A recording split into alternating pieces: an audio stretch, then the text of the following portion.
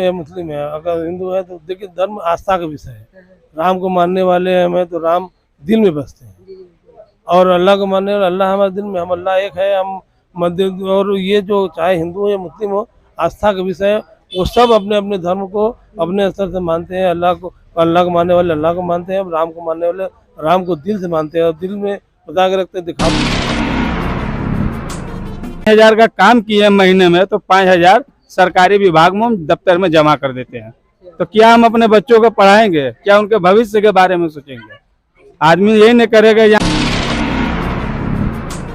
मंदिर के लिए दे रहे हैं। देखिए हमारी धार्मिक, हमारे यहाँ मस्जिद है, तो हम मस्जिद सरकार के पैसों से नहीं बनाते, और यह मंदिर भी है तो चंदे से, जो आदमी अगर अपने कमाई के पैसे। उम्मीद हम लोग लगा के हर साल बैठते हैं कि पिछला बजट पास होगा, हो सकता है सरकार उस पर गरीबों को कुछ मदद देगी। बजट भी पेश वही हुआ जो 400 करोड़ अगले साल।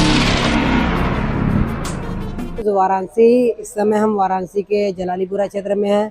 बात करते हैं विधानसभा के बजट की, कि इस बजट में बुनकरों को क्या मिला। जैसा कि बुनकर की जो समस्याएं हैं बिजली की, उनसे किस तरह से उनको राहत मिली कि नहीं मिली, और क्या पेश हुआ है इस बजट में, हमको क्या समझ में आया है? देखिए, ये जो बजट पेश हुआ है, अगले साल जो 2023 में पेश हुआ था बजट, वही बजट दोहरा दिया गया है। बुनकरों को कोई राहत या कोई ऐसा पैकेज नहीं दिया गया है जिसे बुनकरों को राहत मिले। कुछ नया नहीं है इसमें? कुछ नया नहीं है। एक नया वही चीज ले आए जो सोलर वाला है। सोलर लेने का मतलब आप समझ रहे, 1,20,000 रुपया हम जमा करेंगे तो हमको 2 किलोवाट का सोलर मिलेगा। सब्सिडी सरकार कब देगी ये भी तय नहीं है। तो गरीब बुनकर के पल्ले 1,20,000 रुपया रहेगा तो जाके डायरेक्ट सोलर खरीदेगा कि सरकार का सब्सिडी लेगा? तो सब्सिडी मिलेगी कैसे मिलेगी? आज गैस का सब्सिडी देख ही रहे हैं, 1000 रुपये का सिलेंडर आप खरीदते हैं, सब्सिडी कितना मिलता है? 59 रुपया। उज्ज्वला योजना का आप लाभ दे रहे हैं, जो कमर्शियल उनको लाभ नहीं मिल रहा है। तो सोलर तो हम लोग को नहीं समझ में आ रहा है कि सोलर लिया जाए तो हमको राहत मिलेगा। इसका कारण क्या, मैं सपा बता दूं। सोलर लगाने का मतलब हमारे यहाँ आधा हिस्से का मकान है, आधे हिस्से के मकान में 6 भाई रहते हैं, और सोलर लगाएंगे तो आधा हिस्सा पूरा वो जगह लेता है। तो भाई में हमारा पार्टीशन मकान में हुआ है, तो सोलर हम कैसे लगा लेंगे? सोलर लगा ही नहीं पाएंगे तो वो हमारे लिए योजना हम लोग के लिए बेकार है। तो ये बताइए, कमर्शियल में इस समय तो हाउस टैक्स भी लिया जा रहा है, उसका क्या हुआ? अभी उसमें कुछ राहत मिली कि नहीं? हाउस टैक्स का तो हम लोग मुद्दा उठाए थे, नगर आयुक्त साहब आए थे, जोनल अधिकारी, तमाम अधिकारी बैठे थे, और क्षेत्रीय पार्षद हमारे थे। सारे लोग अपना अपना उपस्थिति वहाँ दर्ज कराई। उन्होंने बताया कि देखिए, जो 300-400 रुपया कमर्शियल हाउस टैक्स से आता था मकान का, किसी का 2000, किसी का 4000, किसी का 5000, ये अचानक क्यों बढ़ा दिया गया बुनकर के नाम के, कि आप बुनकर है, आपके यहाँ से मतलब ये कमर्शियल का पैसा लिया जाएगा। तो इसके लिए हम लोग ने अपना अपना लेटर दिए थे कि इसको मतलब जांच करा के कम किया जाएगा। हमारा मकान कितना बड़ा है, कितने स्क्वायर फीट में है, उस हिसाब से पैसा लिया जाए। एक बैग बिना बताए कोई योजना लेके चले आते, जनता समझ लीजिएगा एकदम उलझ जाती, उसी में सही से खड़ा नहीं हो पाता, परिवार डिस्टर्ब में रहता है, कोई ना कोई मुद्दा नया लेके चले आते हैं। तो पहले सरकार को अवगत कराना चाहिए कि देखिए ये चीज आपका बढ़ेगा, तो पब्लिक जो होगी उसका सुविधा बनाएगी कि हमको राहत कैसे मिलेगी। यहाँ रोजगार है ही नहीं है, कोई बेंगलोर, कोई दिल्ली, कोई बॉम्बे जा रहा है, रोजगार है ही नहीं है, तरह तरह का टैक्स बढ़ते चला जा रहा है, सामान महंगा होता चला जा रहा है। जब राहतें नहीं मिलेगा तो यहाँ रहने से क्या फायदा उत्तर प्रदेश में? हम भी बाहर जाके मजदूरी लेबरी करे, जाके ठेला चलाए, तब न होगा। ये अटल बिहारी योजना के अंतर्गत जो बिजली सब्सिडी आपको मिली थी, तो इसमें ये था कि 400 रुपया पर लूम के हिसाब से लेना है। तो इस आदेश का कितना काम हो रहा है, या इस पर आप लोग जमा कर रहे हैं कि आप लोग 5 किलोवाट पैसा? देखिए, मैं इसका अभी खुलासा कर दे रहा हूँ। मैं अभी गया था 2 बजे, मैं सिगरा गया था, एसी साहब से मिला है।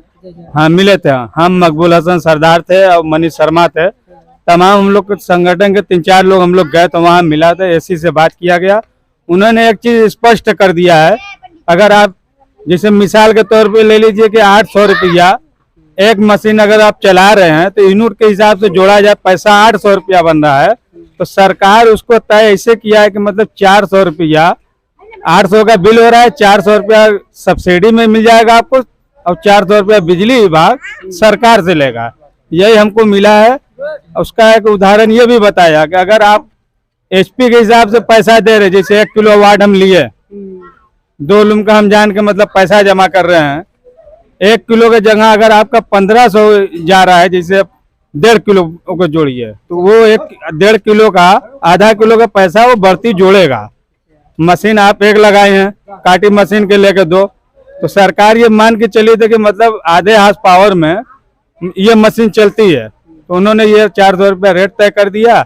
आज उसका हम लोग गए थे तो खुलासा हो गया। खुलासा यही हुआ है कि आपका जो डिमांड बढ़ती बताएगा लोड के हिसाब से, जैसे 2 मशीन का लिए हैं, 3 मशीन का डिमांड बताएगा, तो 3 मशीन का आपसे पैसा वसूला जाएगा। उसके लिए हम लोग बात भी किए, उसमें काफी चर्चा और बहस भी हुई है। तो ये हुआ कि आप सरकार से ये पैसा भर्ती लीजिए जो आपका डिमांड बता रहा है। हमारे यहाँ तो सब चोरी तो करते नहीं है। अगर कोई अचानक 1 आदमी 2 आदमी अगर चोरी करता है तो आप उसकी जांच करा लीजिए। सारे लोगों का ये थोड़े नहीं कि मीटर डिमांड बढ़ती बता रहा है। अरे आपके यहाँ जो चल रहा है खुला सब देख रहे हैं, आप रात में चेकिंग करते हैं, दिन में चेकिंग करते हैं, तो आप उनको इत्मीनान न करिए कि आपका यूनिट इतना चल रहा है, ये डिमांड इतना बता रहा है। हम तो यही जान के जमा कर रहे हैं कि हमारा आधे हार्स पावर की मशीन है, आधे हार्स पावर का हमको पैसा देना है। मीटर हमारा बता रहा है 1 किलो की जगह 1.5 किलो, तो कैसे बता रहा है, उसको जांच कराइए। तो वो तो अपने स्तर से जांच तो कर ही रहे हैं, बाकी उसका कोई रिजल्ट नहीं मिल पा रहा है, जो रिजल्ट जनता को मिलना चाहिए। तो ये जो 400 रुपया लूम का जो था, तो अब उसको सब्सिडी के नाम पर वो करेंगे।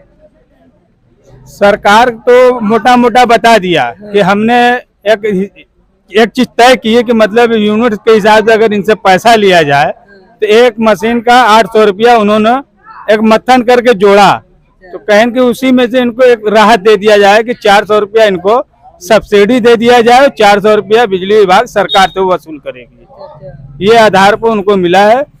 करना क्या चाहिए था, किसानों की तरफ जैसे बिजली किसान को फ्री में दे रहे हैं आप, उसी तरह बुनकरों का जो पुराना व्यवस्था था उसको बहाल करना चाहिए था। राहत मिलने की जगह राहत हम लोगों को मिला नहीं। उम्मीद हम लोग लगा के हर साल बैठते हैं कि पिछला बजट पास होगा, हो सकता है सरकार उस पर गरीबों को कुछ मदद देगी। बजट भी पेश वही हुआ जो 400 करोड़ अगले साल जो पेश हुआ था, वही बजट दोहरा दिया गया। बुनकर क्या चाहता है? बुनकर सुविधा चाहता है। बुनकर पढ़ा लिखा है नहीं, हमारा समाज, हम आपसे नौकरी नहीं मांगते हैं और कोई तरह का हमको योजना भी नहीं मिलता है कि चलिए बुनकरों के लिए ये अलग से पैकेज दे दिया जाए जो उनको राहत मिले। बुनकर तो हमारा परेशान है, हम लड़कों को पढ़ा लिखा नहीं पा रहे। महीना पूछता है 1000 रुपये का सिलेंडर लेना पड़ता है, 1720 रुपया यहाँ देना पड़ जाता है, पता लगा के 1000-1500 घरेलू बिल जमा करना पड़ जाता है। अगर हम 5000 का काम किए महीने में तो 5000 सरकारी विभाग में हम दफ्तर में जमा कर देते हैं। तो क्या हम अपने बच्चों को पढ़ाएंगे? क्या उनके भविष्य के बारे में सोचेंगे? आदमी यही नहीं करेगा यहाँ से बेच के चला जाएगा, जहाँ खेती बाड़ी वहाँ जाकर अपना खेती करे, मजदूरी करे, यही ना बचा हम लोगों के लिए। हमको राहत चाहिए। यही मुख्यमंत्री से मैं अनुरोध करता हूँ बुनकरों को अच्छी से अच्छी राहत दिया जाए। कोशिश यही करना चाहिए उनको जो पुरानी व्यवस्था है उसको बहाल कर दिया जाए या कुछ बढ़ती ले लिया जाए। ये नहीं कि हम 75 के जगह 400 रुपया दिया जाए, ऐसा नहीं। उनके 150 से 200 कर देना चाहिए था।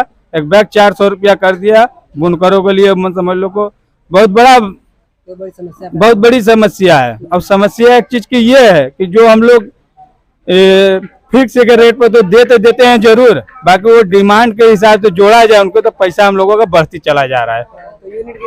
हाँ, उससे अच्छा तो हम लोग को यही समझ में आ रहा है कि यूनिट के हिसाब से कर दीजिए, हम लोग तो देने को तैयार है।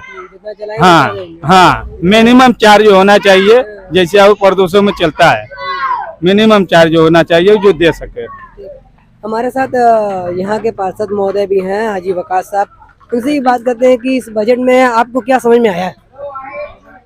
देखिए, उत्तर प्रदेश भारतवर्ष का सबसे बड़ा राज्य है और उसी हिसाब से इस बार एक ऐतिहासिक बजट आया है। मतलब इतिहास में कभी भी इतनी बड़ी भारी भरकम बजट किसी भी प्रदेश का नहीं आया था। 7 लाख करोड़ अब इतना बड़ा बजट आया है, अब उसमें क्या सोच समझकर क्या क्या किस किस मद में इन्होंने दिया है वो तो वही जाने सरकार क्या मद में दिया है। लेकिन आम जो जनता है, आम जनता को इस बजट से कोई बेनिफिट, कोई फायदा नहीं है। ये बजट आती है और सदन में पेश होता है और सरकार के लोग ही इसको पास करते हैं और स्थिति ये होती है कि जो आम जनता का एक मिनट रुको।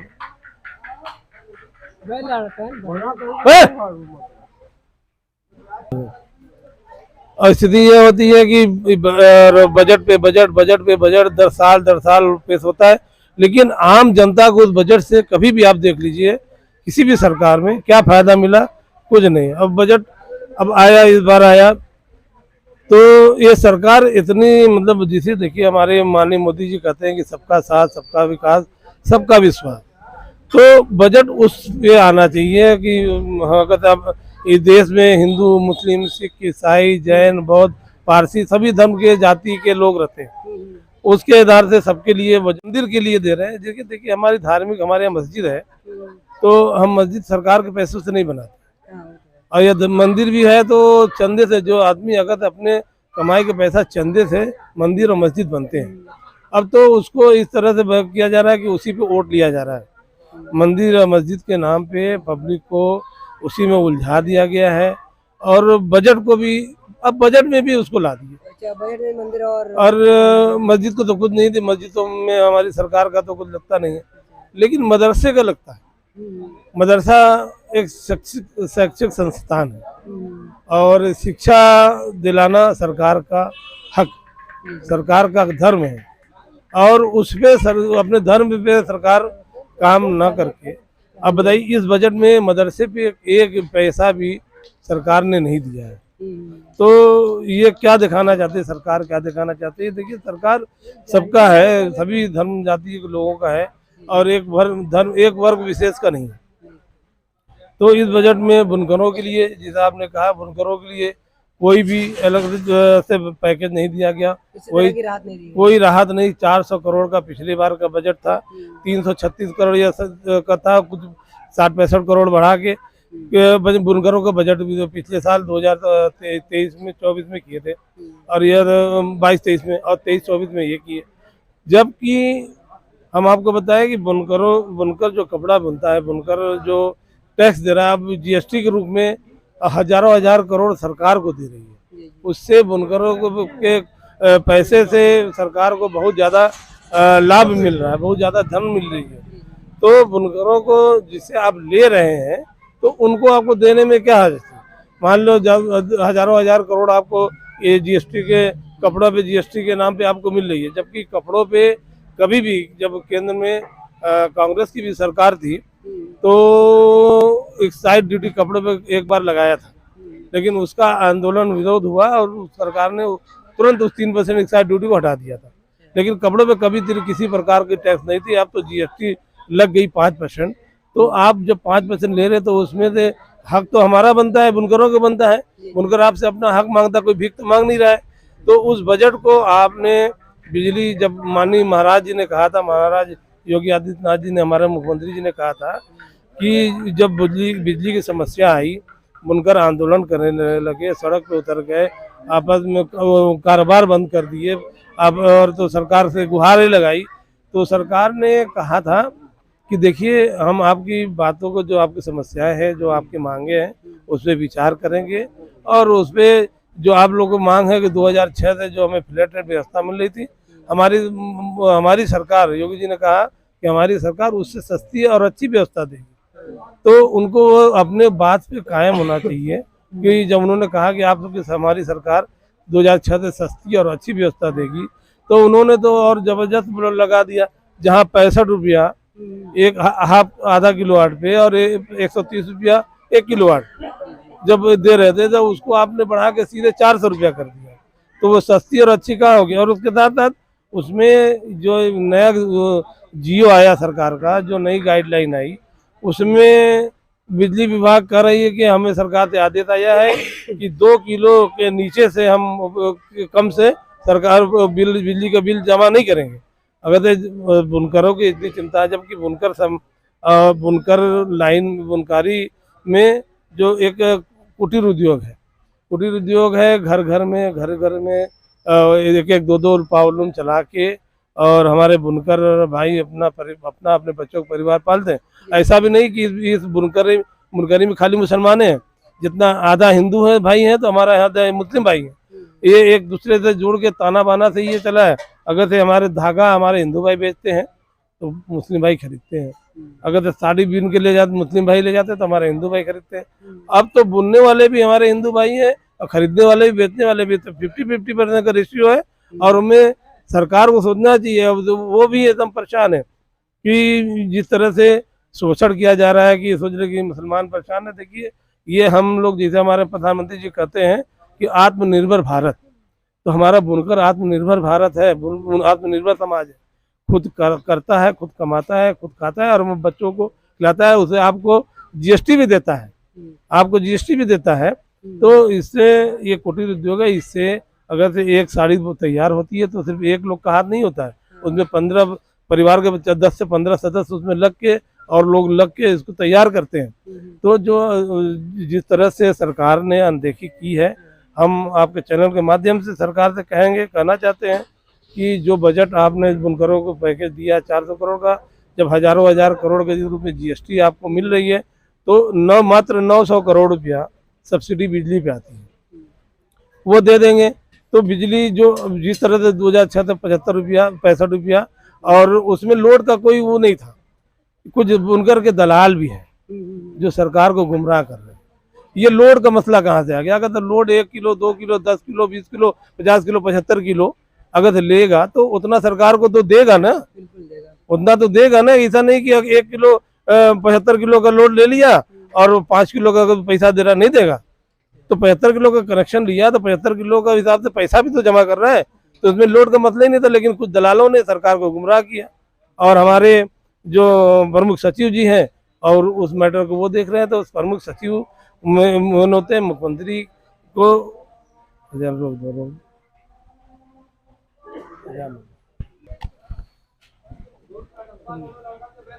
तो मैं कह रहा था जिधर हमारे प्रमुख सचिव जी हैं, एक बहुत आईएएस बड़े अधिकारी होते हैं, उनको एक एक चीज़ की नॉलेज होती है, उनको जानकार होते हुए भी हमारे मुख्यमंत्री जी को गुमराह करते। देखिए मुख्यमंत्री जी देना चाहते, जब वो खुद कहते हैं कि हमारी सरकार 2006 से सस्ती और अच्छी बिजली की व्यवस्था देगी, तो ये जो प्रमुख सचिव लोग होते हैं इनकी जिम्मेदारी होती है, लेकिन ये भी मुख्यमंत्री को गुमराह करते। तो ऐसे अधिकारी को तुरंत बर्खास्त करना चाहिए।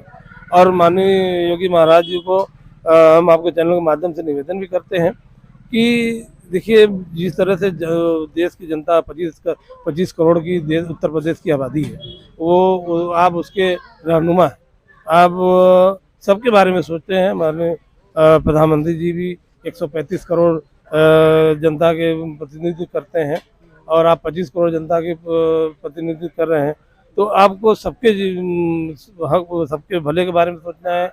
बजट इतना बड़ा लाए हैं तो उसमें मात्र 900 करोड़ रुपया देने में क्या हर्जत थी?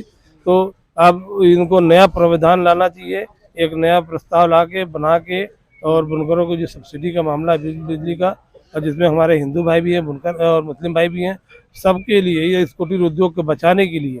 और नहीं तो ये कुटीर उद्योग समाप्त हो जाएगा और फिर कोई टाटा बिरला अडानी अंबानी के लोग जैसे ही अपने बड़े से जैसे गोदाम बना के कारखाने बना के बुनेंगे, जो बनारसी साड़ी की जो पूरी दुनिया में मशहूर थी, वो कला समाप्त हो जाएगी जिस तरह से। और लेकिन और हम ये और आपसे ये भी कहना चाहते हैं कि जिस तरह से इतना भेदभाव, अब हमने देखा कि अभी जब शादी होती है लड़कियों की तो सरकार उस पर भी अनुदान देती थी। अब उसमें अल्पसंख्यक अनुदान, शादी की गरीब बच्चियों की शादी के लिए अल्पसंख्यक समुदाय के शादी में अब उसमें से मुसलमानों को निकाल कर अल्पसंख्यक में मुसलमानों को छोड़कर सभी को शादी का अनुदान मिलेगा। क्या है? आप दुनिया को क्या संदेश देना चाहते हैं? इस तरह पूरे धार्मिक पूरी दुनिया भारत को हर नज़र से देखती है, पूरा हिंदुस्तान एक ऐसा मुल्क है जो कि पूरी दुनिया इस पे नज़रें गड़ाए रहती है कि यहाँ पे सबसे ज़्यादा कारोबार है, सबसे ज़्यादा यहाँ पे खनिज पदार्थ है, सबसे ज़्यादा यहाँ पे रोजगार भी है। लेकिन उसको क्यों ख़त्म किया जा रहा है? युवा बेरोजगार है, युवाओं के लिए कुछ नहीं है, शिक्षा में कुछ नहीं है। तो हम आपसे जिस तरह से बजट के बारे में आपने पूछा, तो बजट जिस तरह से आया, हमारे सरकारी कर्मचारी नाराज है इस बजट से। उनके लिए भी कोई पैकेज नहीं दिया गया कि उनको पुराना पेंशन व्यवस्था बहाल नहीं की गई और प्रदेशों में बहाल हो गई, राजस्थान में हो गई, छत्तीसगढ़ में हो गई, उत्तराखंड में हो गई और तमाम जहाँ पे और सरकारें बन रही हैं वो कर रही हैं, हिमाचल में हो गई। तो यहाँ की सरकार क्यों नहीं कर रही है? तो बजट में यही सब चीज़ देखा जाता है ना। अगर 7 लाख करोड़ की आपने बजट पेश किया तो वो किस मद में है, जनता अब सवाल करेगी, जनता पूछेगी, जनता के लिए ही बजट है। तो इसलिए हम हमारे देखिए महाराज जी एक बुद्धिजीवी व्यक्ति हैं और वो अच्छे से समझते हैं। अच्छा ये बताइए, चलिए इस तरह से बजट पेश हुआ, इसके पहले भी कई बार बुनकरों का कई प्रयास हो चुका है। क्या लगता है आने वाले लोकसभा चुनाव करीब है, क्या विचार रखते हैं कि किस तरह से भाजपा को फायदा पहुंचेगा इसका, कि नुकसान पहुंचेगा, और जो बुनकर है वो किस तरफ जाएंगे, डाइवर्ट होंगे? देखिए ये बजटें जो होती है ना, तो ये चुनाव से जोड़ के ही आपने बहुत सही सवाल किया है। राजनीतिक मुद्दे को जोड़कर और चुनाव में और किस तरह से उनको फायदा हो तो उस तरह से बनाया जाता है। और जैसा कि इस बार 2024 में लोकसभा चुनाव है और अब आपने देखा कि अभी बिहार की अच्छी खासी सरकार चल रही थी, वो चली गई। तो सरकारें जो अपने फायदे के लिए तमाम तरह के दांव पेच खेलती रहती हैं, बजट भी वही का हिस्सा है। और बजट में इस बार जो भेजा गया, देखिए कौन समाज किसके साथ जाएगा। युवा बेरोजगार है, कारोबार देश में नहीं है, महंगाई चरम पे है, बजट भारी भरकम आ गया, सरकार के खाते में आ गई। उसको क्या उसको बेनिफिट हुआ है? आप हमेशा जानते हैं कि जो सारा दिन कागजों पे ज़्यादा रहता है, ज़मीन पे कम रहता है। आम जनता को बजट से कोई मतलब नहीं होता। बस हम लोग तो आप पूछ रहे हैं, बता दे रहे हैं जो आज तक देखा गया है। तो इसमें अब कौन समाज किसके साथ जाएगा? देखिए पेट का सवाल है। पेट आज सब सारे लोग, चाहे बुनकर हो, चाहे हिंदू हो, चाहे मुस्लिम हो, सारे लोग बेरोजगार हैं। सबको खाने के लिए कुछ नहीं है, तो अपने रोजी रोजगार के लिए परेशान है। तो अब इसीलिए बताया मैंने आपसे कि मंदिर मस्जिद में लोगों को गुमराह किया जा रहा है। जिस तरह से न्याय यात्रा शुरू हुई है, क्या लगता है इसका बेनिफिट राहुल गांधी जी को मिलेगा? देखिए भारत जोड़ो न्याय यात्रा, माननीय राहुल गांधी जी ने एक ऐतिहासिक यात्रा पिछले बार किया था कन्याकुमारी से कश्मीर तक, जो कि 4000 किलोमीटर तक पैदल, जाड़ा गर्मी बरसात ठंड में सब तरह जिस तरह से वो व्यक्ति पैदल चल के पूरे देश को नापा और उसमें देश की जनता के साथ मोहब्बत की दुकान खोली, उन्होंने प्यार बांटा। एक तो जो जिस तरह से डर और भय का माहौल था, उस डर और भय के माहौल को खत्म करने के लिए ये यात्रा बहुत जरूरी थी। माननीय राहुल गांधी जी ने जब पूरा कन्याकुमारी से कश्मीर तक करके लोगों के अंदर डर को ख़त्म किया और लोगों को जोड़ा, उसका बेनिफिट भी देखिए जनता ने उसका इनाम भी देना शुरू किया। हिमाचल प्रदेश में सरकार बनी, कर्नाटक में बनी, इस बार 2000 और फिर उसको देखिए देख रहे हैं आप। माननीय राहुल गांधी जी देश के भविष्य के प्रधानमंत्री हैं। देखिए वो गरीबों के बीच जाते हैं, बड़े के बीच भी जाते हैं और वो किसानों के बीच भी जाते हैं, बुनकरों के बीच में भी जाते हैं, आदिवासी के बीच में जाते हैं, युवाओं के बीच में जाते हैं, छात्रों के बीच में जाते हैं। तो वो हर जगह जाते हैं और वो कोई दिखावा नहीं करते, वो उनकी पीड़ा को समझने के लिए जाते हैं, उनकी जो दर्द है उसको दर्द को महसूस करते हैं। वो अच्छी तरह जानते हैं जो दर्द सभी का महसूस करेगा वही अच्छे से देश चला सकता है। यहाँ तो अब आप देख ही रहे हैं जिस तरह से देश चल रहा है, देश में सरकार शासन हो रही है। जो शासनकाल चल रहा है इसमें वर्तमान में जो चीजें चल रही है बहुत ज्यादा धार्मिक मुद्दे को उठाया जा रहा है, तो क्या लगता है कि इसका कहीं लाभ, जिससे पूरे लाभ केंद्र भाजपा है, हमको इसका लाभ होगा क्या? जो न्याय यात्रा चल रही है इसका लाभ मिलेगा कि नहीं मिलेगा? न्याय यात्रा का बिल्कुल लाभ मिलेगा। देखिए लाभ के सिलसिले से माननीय राहुल गांधी जी ये यात्रा नहीं कर रहे हैं। यात्रा सबको जोड़ने के लिए भारत जोड़ो न्याय यात्रा, जो न्याय नहीं मिल रही है हर जगह, चाहे हर जगह किसी भी विभाग में हो, जनता को न्याय नहीं मिल रहा है, जनता डरी हुई है। तो जो भारत जोड़ो यात्रा, भारत जोड़ो न्याय यात्रा इस बार जो मणिपुर से चल के महाराष्ट्र तक चल रही है, लगभग 62,000 किलोमीटर की पद ये यात्रा है। अगर से हमें आपसे कोई कहे कि 100 किलोमीटर पैदल चल के दिखा दीजिए तो हमारी सांस फूलने लगेगी, सब भाग जाएंगे। माननीय राहुल गांधी जी 4,000 किलोमीटर कन्याकुमारी से कश्मीर तक चले और यार इस बार मणिपुर से लेके महाराष्ट्र तक चले। पूरे देश को वो जोड़ना चाहते हैं। एक हिंदू, मुस्लिम, सिख, ईसाई, जैन, बौद्ध, पारसी जितने भी धर्म के लोग हैं, सभी धर्म जाति के लोग को जोड़ना चाहते हैं कि हम आपके साथ हैं, आपको डरने घबराने की जरूरत नहीं है, डरने की जरूरत नहीं है। तो ये इस तरह से अब डर तो वो लोग रहे हैं जो सत्ता में है कि उनके यात्रा से डर रहे हैं। अक्सर आप अखबारों में पढ़ रहे हैं, हम भी पढ़ रहे हैं कि ये सरकार इस यात्रा से डरी हुई है।